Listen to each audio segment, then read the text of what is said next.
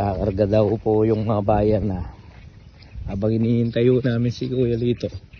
Papakainin daw itong isda. Ay, lawantala po.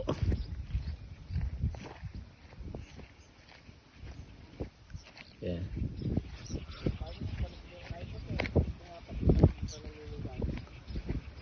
Ay, may pagkain naman pala dito. Ito, para pagkikitaan tayo kung gaano karami pa to.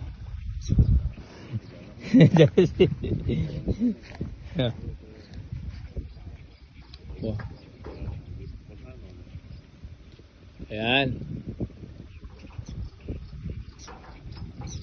Aliya baruga na hangin eh.